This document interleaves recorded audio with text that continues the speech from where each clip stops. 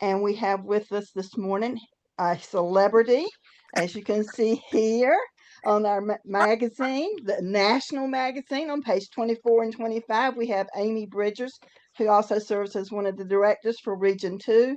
And she's going to talk to us about master gardening. And I've already been perusing her article about organic gardening, so I know she knows her stuff. So, with no further ado, I'm going to turn it over to Amy, who was very excited but reluctant about this because she wasn't sure about the technology. But we're going to help her along today, so be patient with her, please. Thank you. Oh, thank you, Lavita, and welcome everybody. I'm excited to be here and a little nervous. I don't like getting up in front of groups and presentation unless they're sixth graders or seventh graders. So, Master Gardener is a program that is a part of the Department of Agriculture.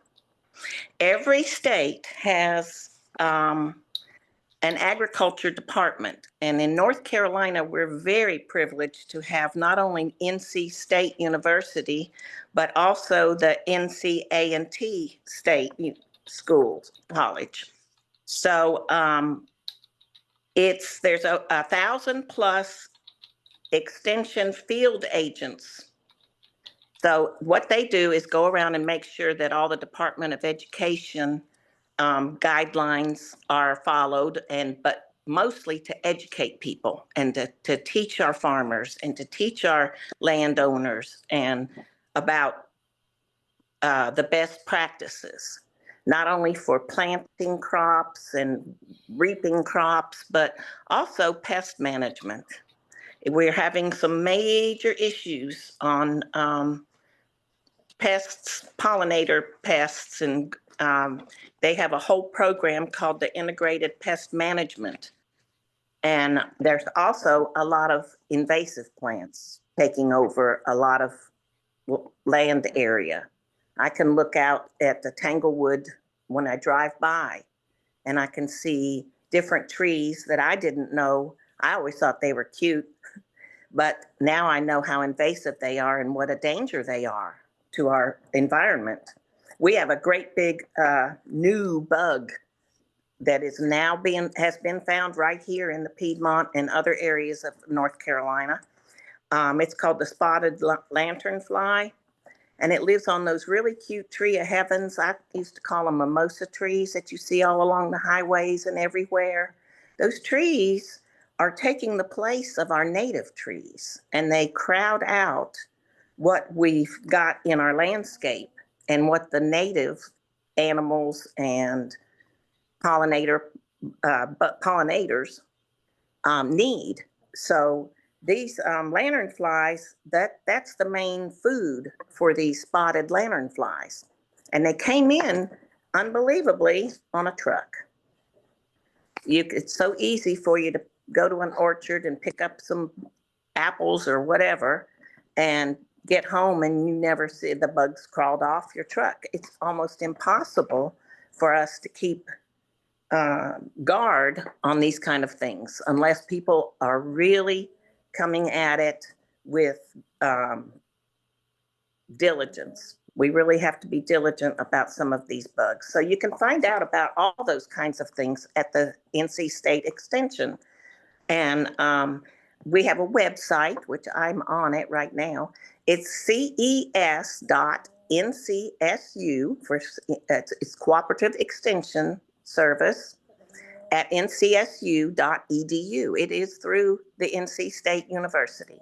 And it's a wonderful site. And any of you that can get on there, I can do a screen share maybe, or Carol maybe can do it. And so what they do is it's through the agriculture. There's a division of agriculture, and that's where the Master Gardener comes through. And what we do is we help the agents. A lot of the agents are divided up like agriculture, like farming, maybe apples, or maybe city farms. They're now getting a lot of family farming going on, a group farming, and they they help people learn how to grow and what the advantages are for cropping. So a lot of master gardeners volunteer and help. Now I found a little article. I'm an advocate of the local newspapers. Little article because they have to publish notices and on the Master Gardener program, signing up new members. There we go. She's got it. And so I called. This was back in 2019, and right before COVID. The program, the classes started in November, and we usually went through, it was once a week, and we met at the extension office. And if you haven't been to the extension office, just go in, look up and find your extension office for your county, and go in there and look at their pamphlets and brochures and just be nosy. And then, you'll at least know where it is. So I called and signed up, and about 3/4 of the way through our class, we had to do some online things, and we missed our graduation. But it was a basically free program. The textbook is on here. They have a big textbook, great big textbook, and it was $75 back in 2019. So you can imagine what it would cost today. However, you can get it on here for free. Publications and fact sheets maybe at the bottom.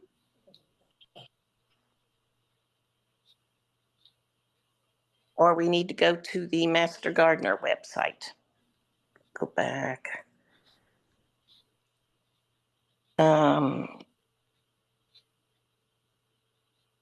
Under agriculture and food.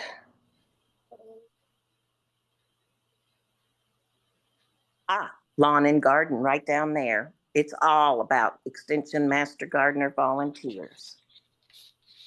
And that's where you can find out and do some reading on anything you want, any information you want. There are examples of our, not just information, but examples of the trips we take and the gardens we visit. And that's to me the best thing, because when we were going through COVID and you couldn't do much, all the nurseries and garden shops were open. So I would go and get something in the native area, which is usually a table or one little section of Lowe's or Home Depot might have some. And so I found other garden shops that did more native things, and reading through all of the things about these native plants and going to those classes, I learned so much. And when I would get out in the gardens and start putting my hands in the soil and touching the plants, I know that has an effect on you. In fact, now I just read about a workshop that they're doing on whatever you call that, about horticultural therapy kind of things.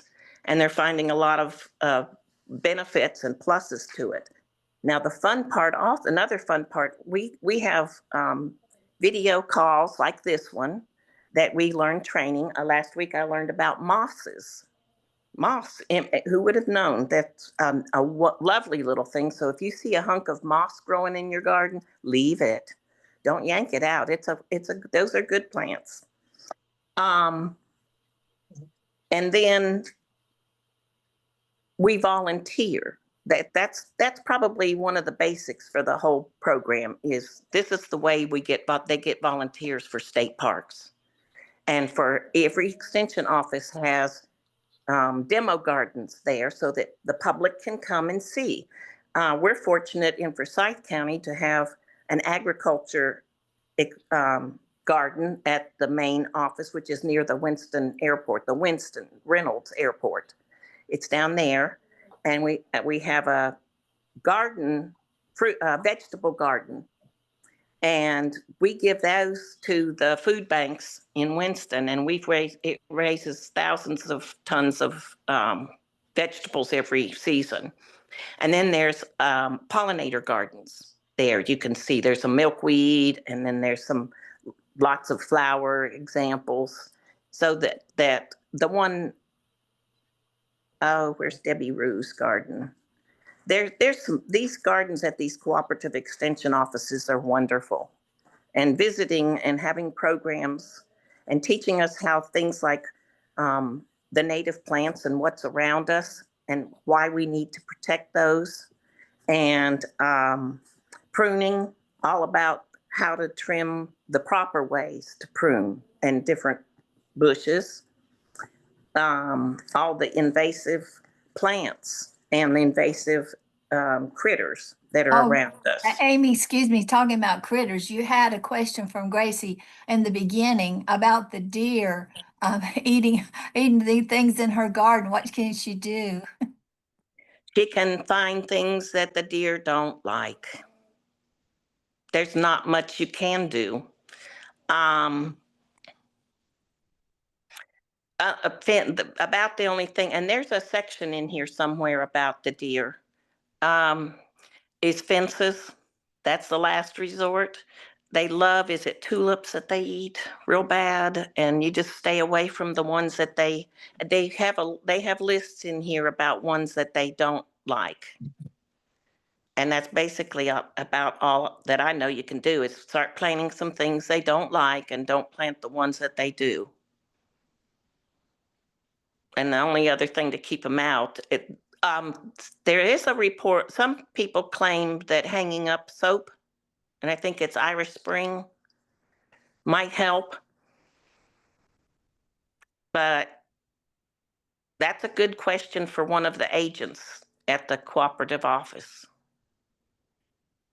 one of the ag agents. But that's what I have heard. Are there other? There's A another whole, question in the chat about the tomato plants are huge and nice, but they're not producing blooms. So what is the problem? mine haven't bloomed yet either.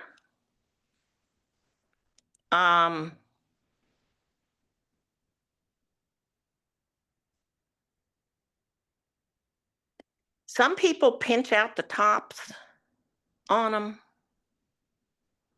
but I pretty much tend to leave them, let them do what they're doing. And I think it's early for blooms. It is here in the Piedmont.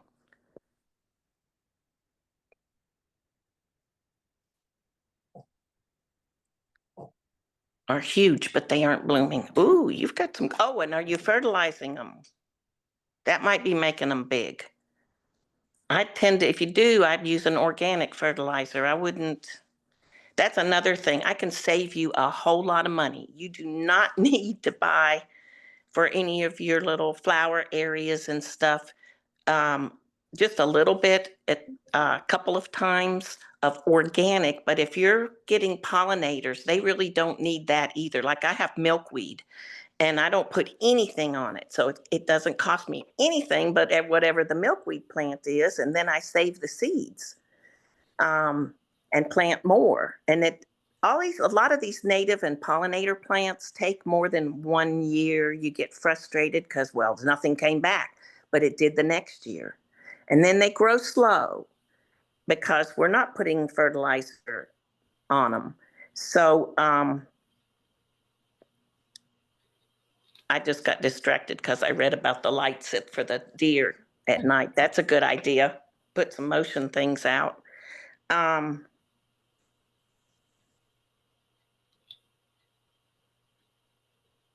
was talking about fertilizers. Oh yeah, don't plant. Just keep amending the soil, like putting in compost, native soils, because my soil here has a lot of clay in it, but actually the clay's not so bad. It also has a little bit of sand in it, and that keeps things more filtered. You just don't want something that won't drain. So and the native plants like this kind of dirt. They don't really want the kind of dirt you see in the nurseries and the garden shops. The native plants are used to this area. Whatever you find in your local native shop is probably typical to your area. there was a hole, something about a hole. How can you tell if it's a snake hole, gopher, or some other critter? Well, snakes actually are kind of good. I'd leave them alone, unless it's a copperhead, are the ones with the diamond back. Gophers, they're nibbly. How about motion sensitive I would, like? well, yeah, that would be fine. I would think maybe the critters are more like a mole, and they will eat every root in your garden and your yard. The 150 some tulips, they love bulbs, and a lot of the rabbits like bulbs. How about chipmunks? Yeah, I've been known to trap and relocate them. um, they're afraid of people. So if you're around enough, and some people take like a pie pan and hang it up so it bangs on something, and a lot of times that'll keep critters away. Or I've read some places, and you can search in here where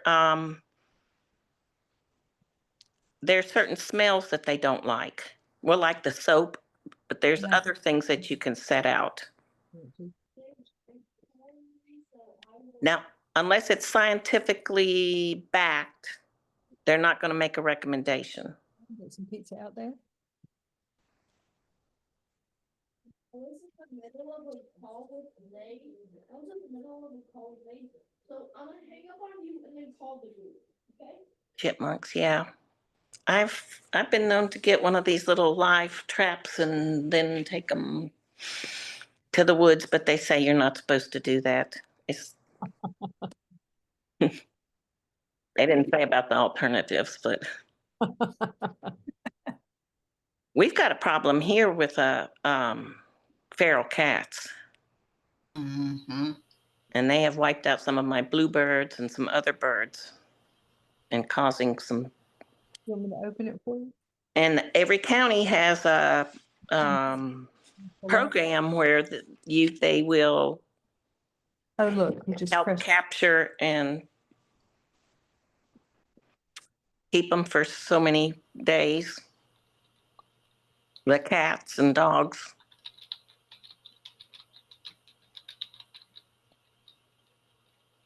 Okay, here's a lot of the things we learn in the Master Gardener program were things like how to design a garden, a native garden. And we always say that, you don't have to put in all natives and organics. Put in 60% and then put your favorite plants in. Like a butterfly bush does absolutely nothing for the environment, and we don't recommend them. They're highly invasive. And they really don't have what the butterflies need. But they do supply nectar. So, but it's not the kind of nectar that they need to travel when they are migrating. So, but your favorite bushes, just keep them limited, and then try some other of native. There's a list in there of the top native pollinator plants.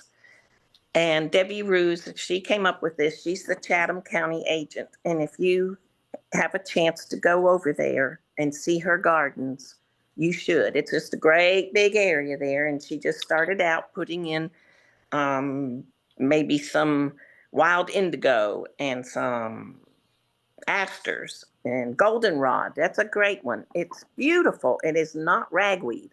It's a goldenrod. And you just stick in a couple of them that look interesting. Look them up and see how big they get, and do they want full sun or not. And try some and see and watch and see about the pollinators, and see if when they get blooms, if they're not just busy little hubs. Motion hanger, somebody asked about what makes a good motion hanger. Motion to keep away the deer and stuff. Something that makes noise, I think, is good. Like pie pans or something. But then you still need the wind to make them going, get him going. Something's eating holes in my zinnias. Oh, we have at the Raleigh Extension Office. We have, well, every county. We have one here in Winston that's really good at the Forsyth office that you can take your leaves and take pictures of your things. Any extension office, you can do that. You take pictures or bring in the actual samples and bring them in there. And there's somebody in there is real good about looking at them and telling what it is. And they'll tell you what's going on, what the holes are. The holes, it probably, if they were doing that in my garden and they were eating, I would let them have it. But that's because I'm on the pollinator team. How you can treat it, don't put that dust stuff on them. I quit using, and then look and see how many. I've got a bush out there that's got some interesting leaves. I never noticed these things before. They actually fold a part of the leaf over, and up inside there are eggs or a nest. And there's several different kinds, and there's leaf cutter bugs, and there's all these things. And I looked at it and I'm like, oh, I really wanted to peel that back and see what was inside it. But I didn't. I refrained. And I know it's some kind of little the insect, the babies, larva in there. And if they start really wiping out the leaves, then it may be a pest that I need to take down there, take pictures of, and take it to the extension office and ask them, what is this? And then find a natural way to treat it, the best natural that you can. But you can take anything down to the extension office, and those guys down there, they can look at it and tell you what those holes are, who's been chewing on those. All right, soil reports. Oh, this is one of my favorite things they do. They have a little direction sheet, and you go get one of those and a little box, and that's a soil kit. And you take it home and follow those directions to a T. And what you do is you dig down, not 5 or 6 inches, go a little bit further, and you get enough to fill one of these little boxes, and it's not much. And you send it off and to Raleigh. They used to pick them up at the extension offices, or when somebody was going to Raleigh, they would take them for free. But now, if travel's limited, so you just send it to Raleigh yourself, and then they'll send you a report back. And what it tells you is how much lime you need to add. You tell them what kind of a garden it is, a flower garden, or if it's out in the grass, your lawn, or if it's an agriculture garden, then there's actually a different report that you fill out, but they're right there still at the extension office, and they'll send it back. And I just had a garden evaluated because we're making it into a pollinator garden for the town of Bermuda Run. And the report said no lime. Doesn't need any lime. I've not seen one that couldn't use lime every other year. But it did say a 5-10-5 fertilizer, and it tells you exactly how much, which kind of fertilizer you need, and what the recommendations are. So I'd wait skip a year and then have it run again and see what your test results are and what you need to add to the dirt. You don't want to just keep adding lime every year, or you don't know how much to add. And this will tell you, but there's also other things that you might need to add. And it's a good little soil. It's free from April through November. After November, they have a fee for running the test. I don't think it's much, but that every state does these agronomic reports, it's called. So get you a soil report and go around. I did my flower beds because I didn't know who lived here, what they'd done to them. I did a couple of those, and then I did the yard, which sucks real bad. And I don't have any control over it because I'm in an HOA, so I have to ignore the grass. Okay. I heard a lot about the benefits of coffee grinds when I was first starting up in 2019. That was one of the things that caught my eye, was that and crushed eggshells. It took me a long time to realize they were talking about raw eggs, not the ones if not don't hard boil them and then you try to use them. But they at least give the soil, if it's tightly packed, it'll help loosen up your soil with things, whether or not it really actually leaks out something that it makes them grow more or not. I've not seen any evidence, and I did it for a while, but I didn't keep it up long enough probably to really tell, and I've not heard of anybody that has. But I hear it and I see it. Oh, that's another thing. Pinterest and some of these other sites that have tons of information on pollinator plants and all kinds of plants and designs and anything you'd ever want to know, and more than you want to know. But you get some really neat ideas off of there. But then double check with the Department of Agriculture to see. You know, we've asked about the coffee and the eggshells, and I think nobody has any proof that it does any good. But again, it can add, like adding mulch to the ground.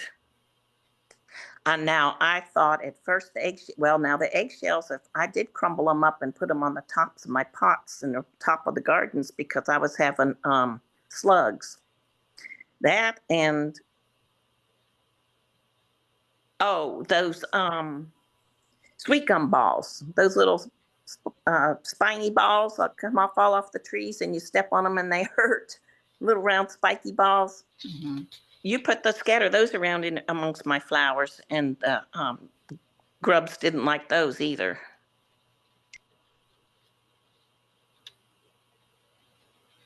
So rather than use chemical, I'd rather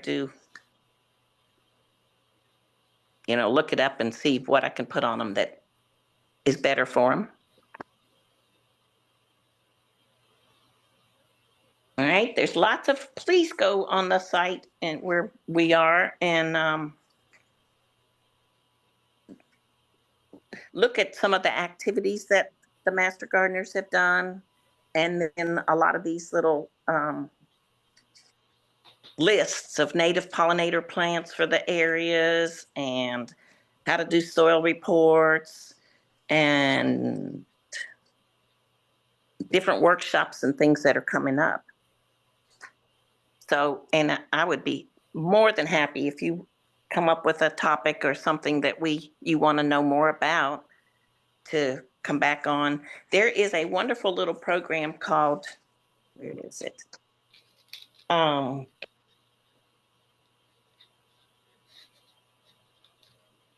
It's been 15 minutes, the Great Southeast Pollinator Census. And some gals out of the University of Georgia got this started with kids and other adults. And for 15 minutes on a particular, they give you 3 days. One of those days, they want you to sit down next to a bush that has a lot of activity going on, little bees and wasps and flies. Sit there and count them for 15 minutes. And they've got the list of the bees, so you can have a little tally sheet. And the results and the reports are starting to come up. It's about the 3rd year. So they're starting to get some interesting facts about the count. And I can send that to Carol, and you can email their website and see if you're interested. I think it's a fun thing. It starts right before school, is my remembrance, in August, a little bit too early to get the kids involved. And I think it's like a Friday, Saturday, Sunday. But it's a neat activity, and I'm just trying to help these ladies get the facts and details and spread the program because it's wonderful. It tells you, it helps us to keep up with what kinds of bees we've got in the area too. All right. Ah.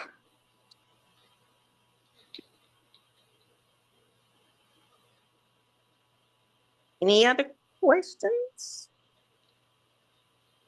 Well, we certainly do appreciate you coming on today, Amy, and we'll see if they've got a specific interest they have in a particular topic. Since I heard you say you volunteered to come back, you know, I Sure. won't forget that. I'll stay on there and nag at you to, or beg, maybe more likely beg you to come back and visit with us and share some of your gardening things. Their questions have been very interesting. It reminded me that bananas is one of those things I've seen on some of these little video reels that they put in plants when they plant them to help them grow. It's something about the nutrients that you get off. I think it's maybe the nitrogen that is in the bananas that's supposed to help. So yes, there's Yeah. lots of stuff out there, and it's hard to narrow it down to one specific topic, but we'll see if they have Yeah. an interest in maybe something about how to plant a flower garden or something. Oh, sure. And container plants. Okay. We could All do right. things on container plants and designs. Well, that's not through Master Gardener, but I am a flower show judge. Oh, wow. So you might tell us about flower judging. Well, if you have a specific interest, be sure to send it to Carol or to me, and I will see what we can do with that. I would like to also extend a big invitation for our next Wednesday workshop, which will be on July the 11th at 10:30 in the morning as well. And as I've already alluded to, our big topic, and I'm real excited about this one, is artificial intelligence, and specifically looking at it from the standpoint of uh, being retired seniors, what we need to know and how to keep ourselves safe in that technology world. And our presenter will be Dr. Aria Sunborn from the North Carolina Wesleyan University, where she's the director of instructional technology. Get that title correct. So again, I want to thank everybody for coming today. I want to thank Amy for being so gracious and presenting for us. I want to thank Carol as our staff support person for helping to facilitate today. And again, that website that she was sharing is, let me see if I can find it again over here in the chat, was ces.ncsu.edu. And I have been to the website myself, and it is full of information. And those soil samples are easy to collect. They have nice little boxes out at the Ag Center for you. So like Amy said, I encourage you, if you've not ever visited the Ag Center, to go out there and just be a little nosy. They're pretty friendly folks out there. You might even run into another Master Gardener who will answer questions as well that day. And they do sometimes offer workshops that might